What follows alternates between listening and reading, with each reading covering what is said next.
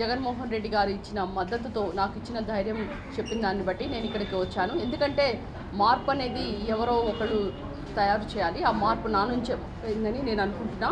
ఎందుకంటే ఎంతకాలము ఈ దళితులందరూ కూడా బానిస బ్రతుకు బతుకుతారు, దళితులందరూ కూడా మార్పు రావాలని నినాదంతో నేను ఇక్కడికి వచ్చాను.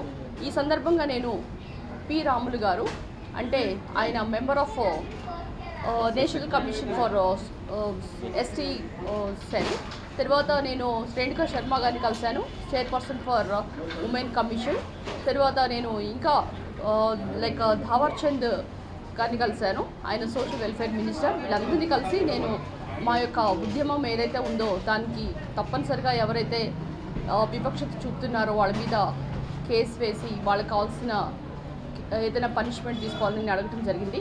అయితే అసలుకి దళితులు కనుక మనం చూసుకుంటే పుట్టుకతోనే వాళ్ళకి దళితులకి వివక్షత అనేది మొదలైంది. ఎందుకంటే తెలుగుదేశం ప్రభుత్వం ఏ విధంగా చేస్తున్నారు, వీళ్ళని ఎంత హింసించినా, వీళ్ళని ఎంత అక్రమాలు చేసినా వీళ్ళ మీద ఎవరు కూడా మాట్లాడేవాళ్ళు లేదు, తర్వాత వీళ్ళని ఎవరు కూడా ఆపేవాళ్ళు లేరు అనే విధంగా వాళ్ళు ప్రవర్తిస్తున్నారు. అది తెలుగుదేశం నేతల అహంకారం.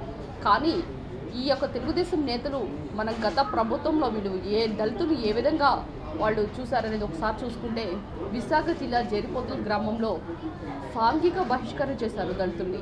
మరి కర్నూలు జిల్లా నక్కల దిన్నెలో సేవ పెట్టడానికి గొయ్యి తవ్వలేదన్నందుకు వాళ్ళ ఊర్లోకి వెళ్ళి వాళ్ళ యొక్క రోడ్లు, తర్వాత పైపులు అన్నీ కూడా పగలగొట్టిన దాఖలు ఉన్నాయి. మరి ఇంకొక మరి ముఖ్యంగా నారావారిపల్లె అంటే చంద్రబాబు నాయుడు గారి ఊరు, అది చంద్రగిరిలో ఉంటుంది. శతాబ్దాలుగా అక్కడ దళితుల్ని ఓటే వేయించలేదు. ఇలాంటి ఘటనలు మనం ఎన్నో చూసాం. అసలు స్వయాన చంద్రబాబు నాయుడు గారే అంటారు దళితులుగా పుట్టాలి అని ఎవరన్నా అనుకుంటారా అని.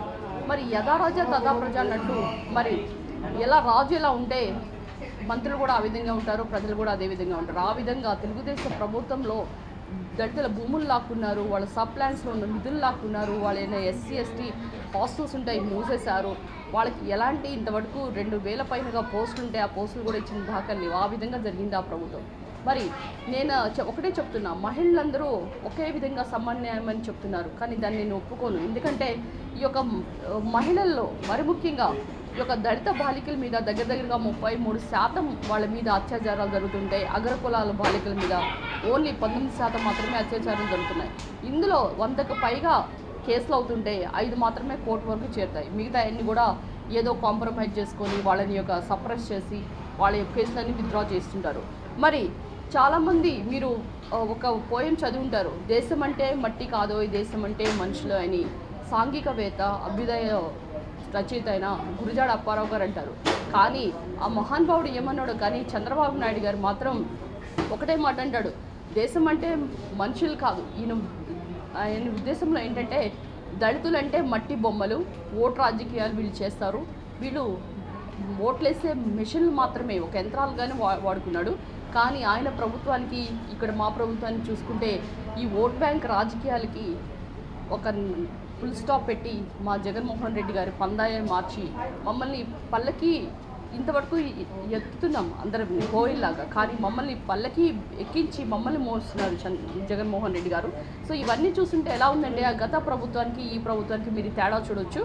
జగన్మోహన్ రెడ్డి గారు నన్ను పిలిచి నేను విన్నాను అనే విధంగా నాకు ఆయన మద్దతు తెలిపి నాకు కావాల్సిన రక్షణ కూడా పెంచి 2 గన్మెన్స్ని కూడా ఎక్స్ట్రా ఇవ్వడం జరిగింది. మరి ఈ సందర్భంలో డాక్టర్ బిఆర్ అంబేద్కర్ గారు అన్న ఒక మాట మనం విందాం. ఆయన అంటాడు, కులం పునాదుల మీద మనం ఎలాంటి నీతిని కానీ జాతిని కానీ మనం నిర్మించలేమని. కనుక కులం అనే దాన్ని ఏ విధంగా వీళ్ళు తయారు చేశారంటే ఎస్సీలంటే దళితులంటే అంటరాని వారు, అది ఎమ్మెల్యే కానివ్వండి, ఒక ఎస్ఐ కానివ్వండి, అధికారులు కానివ్వండి. నిన్ననే మనం ఒక ఘటన చూసాం. నన్నపనేని రాజకుమారి గారు అండ్ మాజీ ఉమెన్ కమిషన్ చైర్మన్ ఆమె ఏమన్నదండి, ఒక ఎస్ఐని చూసి, దళిత ఎస్ఐని చూసి మీ దళితుల వల్లే ఈ దరిద్రం అంటుంది.